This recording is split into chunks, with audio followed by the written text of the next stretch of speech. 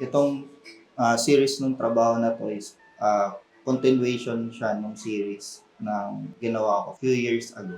Itong piyesa ay pumapatungkol pa rin sa inner landscape. Pero ang difference niya ngayon is much influence siya ngayon ng philosophy ni Immanuel Kant, which is yung inner sense at yung theory ng black universe.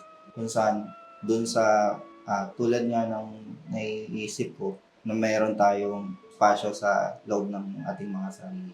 Hindi siya bounded ng time at hindi rin siya limited sa isang espasyo lang. Nag-expand ito base sa kung ano yung na-experience natin.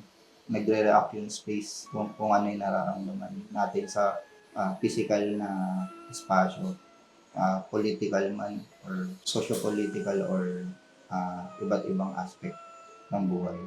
Naniniwala ako na yung space na to ay hindi lang limited sa pang sarili. Kahit na yung interpretation ay nagmumula sa pansariling visualization. Mas naniniwala ako na dahil gumagalaw tayo sa isang physical environment na nagsisilbing yun yung common ground natin. May mga shared experiences tayo na maaaring yun yung magtulak sa atin sa pagkakaroon ng pare-parehong pagsimula doon sa pag-create or pag-react doon sa panloob natin espasyo. Aesthetically, I'm parang heavily influenced ako ng around 1950s or mga parang World War era. Pero yung bukod doon, gusto ko rin i-touch yung part ng era kung saan unti-unti na nagkakaroon ng technological advancements. Parang fascinated ako dun sa development from ng technology at kung ano yung nagagawa natin. Kaya yung visualization nung trabaho na to is parang tinatry kong i-marry yung organic saka yung inorganic sa pamamagitan ng organic shapes at saka mga geometrical shapes. Tinatry ko dun sa para siyang inquiry kung kasama ba siya talaga doon sa image o question siya ng reality. At the same time, parang pag nag-focus ka doon sa patterns, in a way, humihiwalay siya doon sa image. Baliktad naman, pag tumingin ka doon sa image, humihiwalay din. Pero at the same time, nagko-coexist siya sa isang plane. Parang sa akin kasi yung ganun nag-work yung isip ng tao. Hindi siya bounded by physics. So, pwedeng nasa isang spasyo ka physically, pero nasa ibang lugar ka mentally, psychologically. Yun yung parang tinatry kong i-achieve or i-aim dun sa approach na yun, which is ginagamit ko yung lines, yung pagtahit ng artworks. May notes ako ng dati na pag once na tinahi ko ba yung canvas, kinoconstruct ko ba siya o dinideconstruct? Kung naglagay ako ng tahi sa image, binubuo ko ba yung imahe or may binubura ba ako kasi may tinatakpan akong space? Yun yung isa sa mga question ko nung ginagawa ko yung mga nagno-notes ako towards para dito sa series ng trabaho.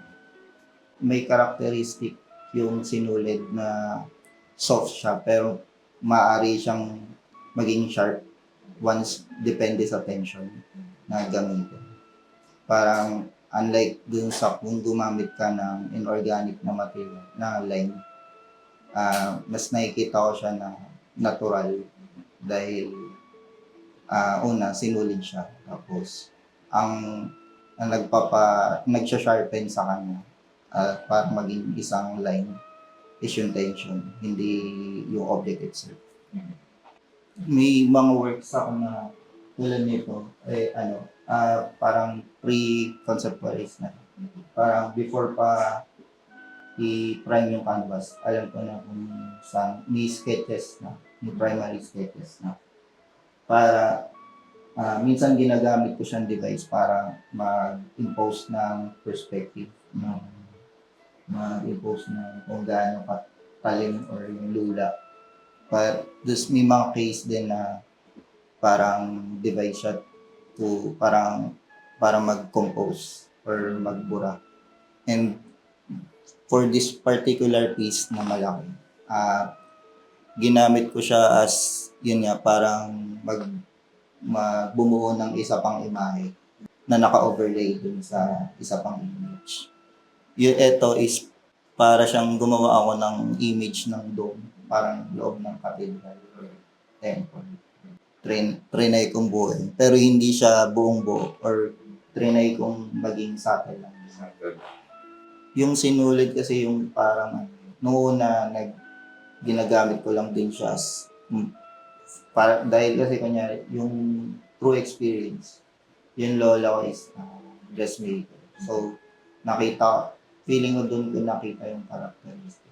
Pero nakikita ko din na hindi ako pwedeng bilang sarili ko din, hindi rin ako masyadong nagsisettle dun sa idea na ipipinta ko lang yun. So, try ko rin yung material itself is laruin. O kung paano yung paano siya magkakaroon pa ng iba pang approach dun sa art.